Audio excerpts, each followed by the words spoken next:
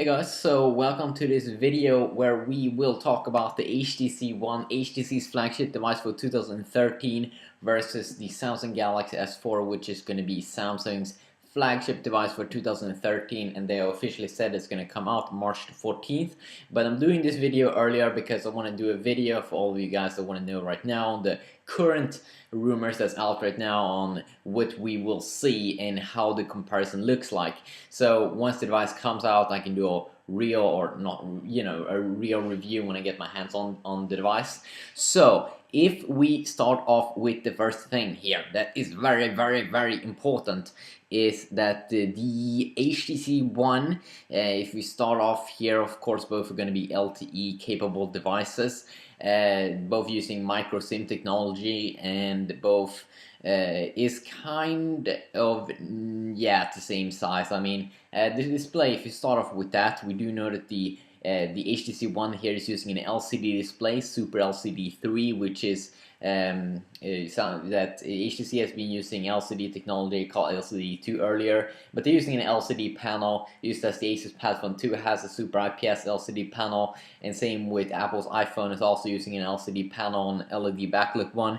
And the rumors right now are saying that Samsung is moving away from using Super AMOLED display on their next flagship device. Now, what this means is that on the current rumors that's out right now on sammobile.com, they are saying that Samsung is going to move to an LCD display called a Solex display. That is some interesting stuff right now. So it's a Solex display that we might see. So Samsung may totally move away from their super vibrant AMOLED display, their displays, used because they can't make the Super AMOLED display. They are having a hard time to make a full HD version of that, because as you do know, this year all flagship devices are going to use like a 1080p display, and if Samsung is only can use 720p, that's going to be bad marketing. So both are probably going to have a 1080 x 920 resolution, and of course we do know already the official specs here of the HTC One. So it's a 4.7-inch phone, and the rumors right now are saying that the Galaxy S4 is going to have a 5-inch display.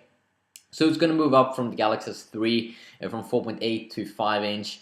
So it's probably going to be extremely much bigger than the current Galaxy phone, the current Galaxy main phone. Both will have Gorilla Glass 2 protection. And if we move down, of course, you don't get the micro SD card slot on the HTC One. That kind of sucks because you can't remove the battery, so the battery also is not removable. So if you drop your phone in water, you're kind of, you're kind of fucked there with an HTC One. And also, if you look at the internal storage, of course, they're both going to come in 16GB variants, or actually the HTC One only seems to be working 32 and 64GB variants, which is going to make the device a little bit more expensive. 2GB of RAM also on both, so nothing weird over there. Here comes the interesting part though. The camera on the HTC One is a 4-megapixel one, but it can still take pictures in resolution 2688 x 1520, and the camera should still, if it's not everything's about the megapixels, still records video in 1080p at 30 frames per second. At least it's better than the HTC One X last year that failed so hard, only recording 1080p at 24 frames per second, but this one's better. The one that's rumored right now on the Galaxy S4 is a 13 megapixel camera, a 1080p also same here at 30 frames per second. And the secondary camera here on the HTC One is a 2.1 megapixel camera at the moment with an HDR mode, and of course you do have video recording HDR also on the HTC One.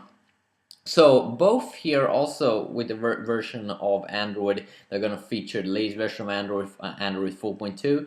The chipset also is pretty interesting because we've been hearing these rumors that Samsung is going to move away from their own Exynos thing. So their own Exynos chipset and their own Super AMOLED displays, if they move away from both, it's kind of interesting. So if they're going to use Exynos, it's going to be probably the Exynos 5450 quad, but rumors right now saying that they won't use this because they're having problems with it and that it's overheating issues and stuff. So they may use Qualcomm's Snapdragon 600 chipset instead.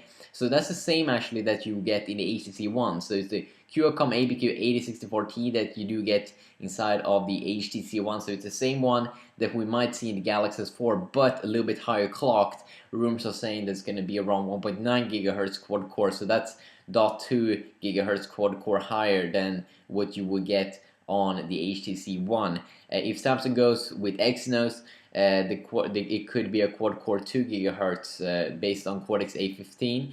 So it could be an octa-core, Samsung's octa-core, which basically means that it will use 8 cores, not at the same time, but for lower cores called Cortex A7, that it can use in an idle state to save up battery. And then when you do a lot of things, it can use Cortex A15.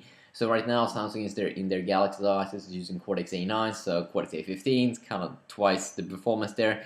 And so the GPU kind of, we don't know right now, but Adreno 320 GPU, of course, in the HTC One, same as with a lot of other high-end smartphones.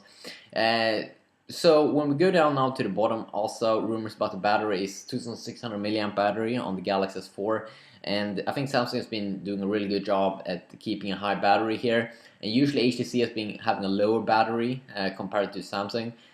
So HTC One is having a 2300 milliamp battery. I mean, when we look at these specs, it doesn't really feel that there's not that much different if they're going to use the same kind of chipset and CPU and GPU and all that.